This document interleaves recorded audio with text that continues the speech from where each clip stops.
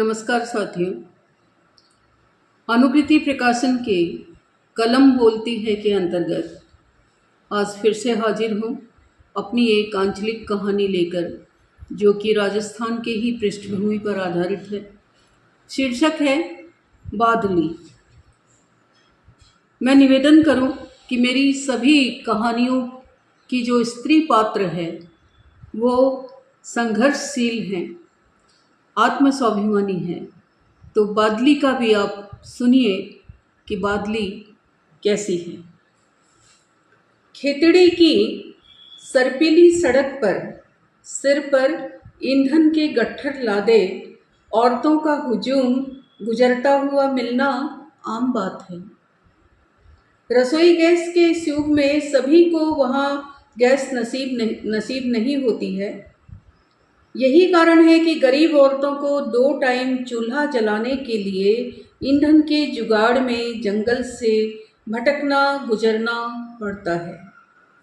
बहू भोटली, छोरी छापरी, बूढ़ी वडेरी, कमोवेश सभी की यही नियति है।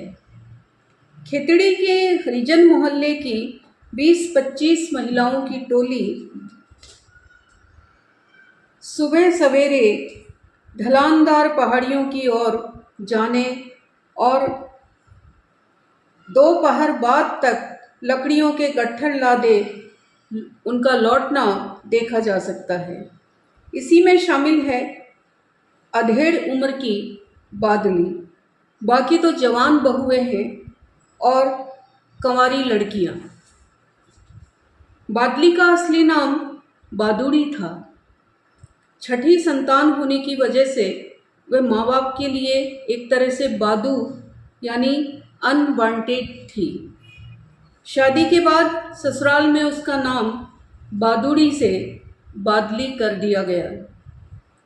एक अरसा हो गया है बादली के घर वाले को गुजरे हुए। तभी से वे बेटे बहू पर आश्रित है। बेटे से उसे कोई शिकायत नहीं है, लेकिन लड़ोकड़ी बहू ने तो उसका जीना हराम कर रखा है, खासा तंग कर रखा है। कभी भी चैन से उसे बैठने नहीं देती है। घर के अन्य कामकाज के अलावा जंगल से लकड़ियां लाने को हार्ड ड्यूटी भी उसी ने लगा रखी है बादली के लिए। यूं तो बादली ने कभी हिम्मत नहीं हारी, लेकिन कुछ समय से शरीर में इतनी कमजोरी आ गई है कि 10 किलो वजन से ही उसकी हांफनी छूटने लगती है। पहले वाला दमखम न जाने कहाँ चला गया, जब वह पहाड़ी नाले खाले पार करके मन भर लकड़ियां उठा लाती थी। काश वो दिन लौट आते।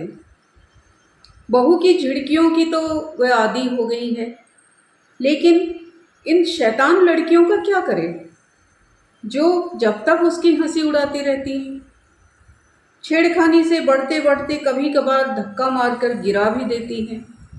वह चाहे उन्हें कितनी ही गालियां बके, उन पर उसका कोई असर नहीं होता है। उसे चिढ़ाते चिढ़ाते संवेद स्वर में वो लोग कहने लगती हैं, ए डोकरी मर जानी, सागे रया कर, घणो पाछे चालनो ठीक को न, कदे जरक उठा ले जाओगो तो क्या करेगी, फिर कठे मिलेगी तेरी जैसी डोकरी। हा हा हा ही ही। उस रोज तो एक शैतान लड़की ने शमशान सत्य को उजागर करके उसे हैरत में ही डाल दिया था। उसने कहा था, ए बिरा देख, आज यह डोकरी थोड़ी सी ठोर क्या तोड़ लाई, अपनी जान में तो गढ़ जीत लाई। के होगो इस इतनी सी थोर से, उसका मसान में तो 2 मन लकड़ी की जरूरत पड़ेगी। उस रोज टोली की औरतें अपने हिसाब से इधर उधर छितर गई, लेकिन बादली बिना सोच विचार के सड़क के बाईं ओर गई थी। औरों ने उसे जंगलात विभाग के कटीले तारों की बाड़ के टूटे हुए हिस्से को पार करके घनी झाड़ियों में जाते हुए देखा था। उसके बाद से उसका कोई अता पता नहीं था। बादली ने सोच लिया था कि आज वह किसी से भी कम नहीं रहेगी। उल्टी सबसे ज़्यादा भारी भोटरी भरोठी लेकर लौटेगी। उसे चिढ़ाने वालों, चाहे ये शैतान लड़कियां हो या उसकी झगड़ालू बहू, सबका मुंह बंद कर देगी। वह अपनी धुन में चलती चली गई, आगे ही आगे। आखिर एक नाले के किनारे उसे एक अमेरिकन कीकर उखड़ी हुई दिखी। शायद आंधी से उखड़ी होगी, उसे विचार आया। आसपास जाकर देखा तो एकदम सूखी हुई थी, शायद कई दिनों से उखड़ी हुई थी। उसके चेहरे पर खुशी आ गई। चलो, अच्छा मौका हाथ लगा है, दिन तो आज का बड़ा शुभ है, उसे ख्याल आया।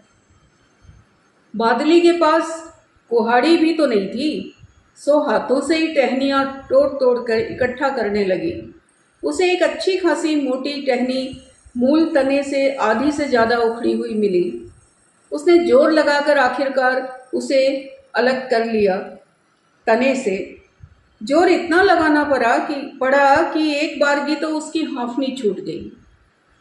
सो कुछ देर बैठकर सुस्ताने लगी। जब सांस में सांस आई तो मोटी टहनी को तने के सहारे सीधा खड़ा किया, फिर दूसरी टहनियों को उसके सहारे जमाने लगी ताकि गट्ठर को उठाने में आसानी रहे। वह दिन भर लकड़ियां तोड़ तोड़ कर जितना भारी बोझ बना सकती थी उतना भारी बोझ बनाने में जुट गई। उसे समय का कोई ध्यान ही नहीं रहा। अपने काम में इतनी मशगूल हो गई कि उसने ये भी नहीं सोचा कि उसकी जो सभी साथी ने थी वो जा चुकी होंगी। कुछ देर तक टोली की औरतों ने सड़क किनारे बैठे बैठे बादली का इंतजार किया। फिर भी जब वह नहीं आई तो अपनी अपनी भरोठी उठाई और चल दी। देखते देखते शाम हो गई, फिर रात हो गई, बादली घर नहीं लौटी। दिन भर तो किसी को उसका ख्याल ही नहीं आया। सोचा ये तो उसका रोज का काम है, आ जाएगी शाम तक। लेकिन जब रात गहराने लगी तो घर वालों को चिंता होने लगी, पर रात की वजह से वे कुछ कर भी नहीं सकते थे। सुबह होने पर मोहल्ले में बादली के गुम होने की खबर आम हो गई थी, आग की तरह फैल गई थी। लोग बाग उसके घर पर आने लग गए। जो लड़कियां उसे तंग किया करती थी वे सबसे पहले उसके घर आईं, मायूस और हैरान। कई तो उसमें से फूट फूट कर रोने भी लगी। उसे ढूंढने की योजना बन ही रही थी कि बारिश शुरू हो गई। बरसते पानी में कैसे जंगल में जाया जाए और कैसे उसको खोजा जाए, बड़ी समस्या थी। फिर भी 4-5 आदमी और इतनी ही लड़कियों ने टाट की बोरियां ओढ़ी और निकल पड़ी बादली को ढूंढने बरसते हुए पानी में। कुछ दूर जाने पर एक तिबारे पे पीठ फेर कर बैठी हुई एक औरत दिखाई दी। उन्हें लगा शायद बादली ही है, लेकिन वह कोई और निकली। बरसात थम गई थी, लोगों की आवाजाही शुरू हो गई। जो भी मिलता उसके बारे में पूछता, पर कुछ भी पता नहीं चला बादली का। वे सड़क के दोनों किनारे बड़े ध्यान से देखते हुए जा रहे थे। आखिर वे उस जगह पहुंचे जहां से अन्य औरतों ने अलग होकर रास्ता बदला था। कुछ पल वे वहीं खड़े रहे, फिर वन विभाग द्वारा लगाई गई कंटीले तारों की बाड़ के टूटे हुए हिस्से में प्रवेश करके सड़क से नीचे उतर आए।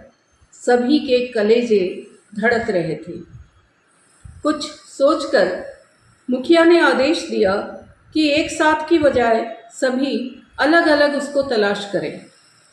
सो सभी अलग अलग छितर गए। एक लड़की गायों की बनाई हुई पगडंडी पर कुछ ही दूर गई थी कि उसे लकड़ियों का एक भारी भरकम गट्ठर दिखाई दिया। उसके मुंह से चीख निकल गई। उसकी चीख सुनकर सभी दौड़ते हुए उसके पास आए। लड़की ने हाथ से पड़े हुए गट्ठर की ओर इशारा किया।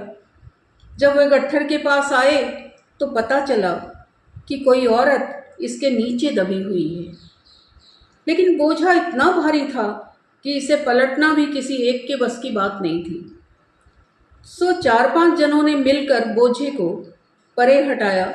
बोझे को परे हटाते ही वे हैफ रह गए कि वह तो बादली है जो औंधी गिरी हुई थी। ये देखकर लड़कियां जोर जोर से रोने लगी। पता नहीं बादली में इतनी हिम्मत कहाँ से आ गई थी। वह केवल तने को छोड़कर लगभग पूरी अमेरिकन कीकर की लकड़ियों को सिर पर लाद कर चल पड़ी थी। लेकिन घनी झाड़ियों को पार करती हुई जब चढ़ाई चढ़ रही थी तभी उसका पांव फिसल गया और वह बोझ के नीचे दब गई और न जाने कब मर गई। कौन मानेगा कि वह अपने दाह संस्कार के लिए ज़रूरत से ज़्यादा ही लकड़ियों का इंतज़ाम कर गई थी। जी, कौन मानेगा कि वह अपने ही दाह संस्कार के लिए ज़रूरत से ज़्यादा ही लकड़ियों का इंतज़ाम कर गई थी। सभी अवाक खड़े हुए उसे देख रहे थे। सभी की आंखों में पानी था। तभी देखते देखते एक घेर घुमेर बादली ने बरसकर बादली को नहला दिया था। तो ये थी आंचलिक कहानी बादली। उम्मीद है आपको पसंद आई होगी। अगर पसंद आती है तो कृपया अपने विचार व्यक्त करने में कंजूसी ना करें। अगर आपको बुरी लगी है तो भी टिप्पणी करें और अगर आपको अच्छी लगी है तो भी कमेंट करके मेरा हौसला बढ़ाइए और इस चैनल को सब्सक्राइब कीजिएगा ताकि आगे आने वाली वीडियो भी आप तक पहुंच सके। धन्यवाद।